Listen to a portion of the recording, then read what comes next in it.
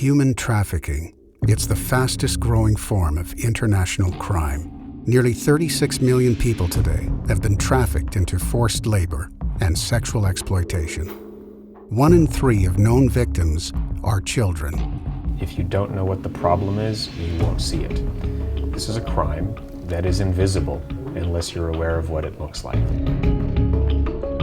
Traffickers today use technology to target the young and the gullible into trafficking. So how do we combat that?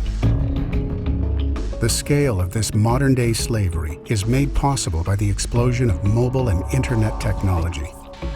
But advocates are now using that same tech in the fight against traffickers.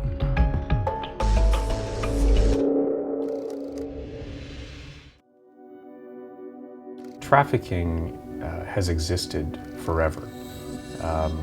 We had the transatlantic slave trade. Slavery existed in most societies long before that. And so I think realistically the exploitation of people is something that we are going to struggle with for a very, very long time to come. When you have 21 million of this planet's population in effective slavery, half the trafficking victims are based out of this region in Asia. It's quite disturbing where the reported cases are less than 3,000. Technology has not generally been a key feature in our collective response. And it's very clear that criminals are using technology, information technology, far more efficiently and more often than we are in responding.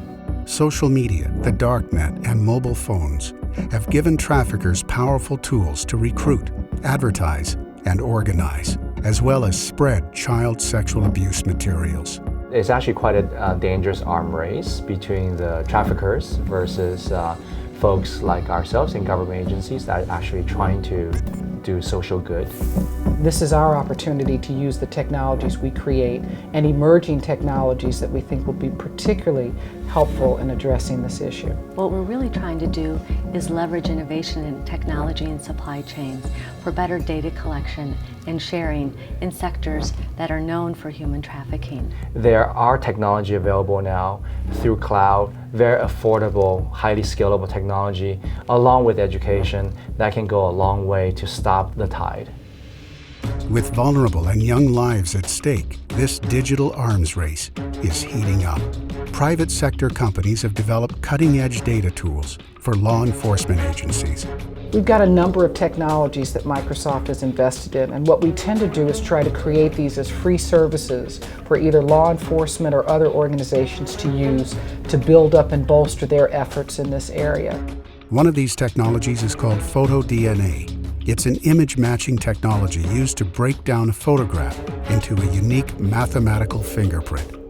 Out of roughly 1.8 billion unique images uploaded online each day, PHOTODNA is able to use that fingerprint to find copies of child pornography images. Today, PHOTODNA is used by Interpol and social media companies to disrupt the spread of child sexual abuse materials. We have a Guardian application that we built that's in use in India. This is an application that's on mobile technology that really is an alert button on a phone that allows those who feel that they are at risk, the vulnerable in the population, to, if you will, reach out with a distress signal to the law enforcement agency and or to their private or personal network. These are evolutions in our progress.